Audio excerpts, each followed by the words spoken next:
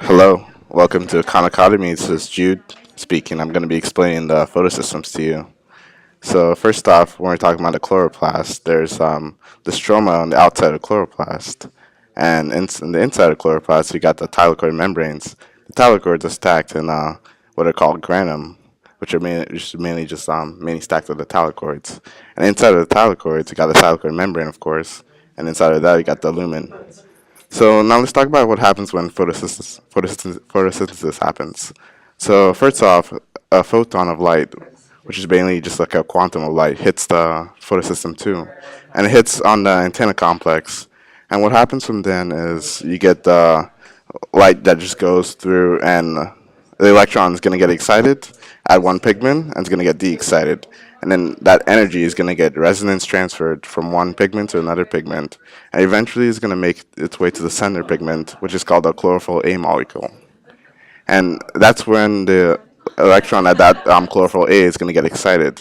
And then that electron is going to get accepted and transferred to an electron acceptor. And the electron acceptor is going to go through the electron transport chain. And mainly what happens in the electron transport chain is you get hydrogen protons, which are going to get pumped into the lumen. And inside of the lumen, you're going to get a really low pH and a really high concentration of H+. plus. So when you get this concentration gradient of a really high concentration of H plus in the lumen, those H pluses are going to go through the ATP synthase protein, which is mainly used to produce ATP.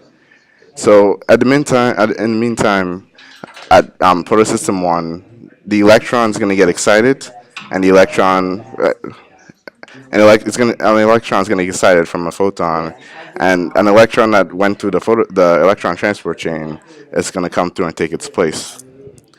And the excited electron from photosystem one is going to get accepted by NADP plus, and it's going to be used to produce NADPH, which is going to be used later in the Calvin cycle, which we can talk about in the next video.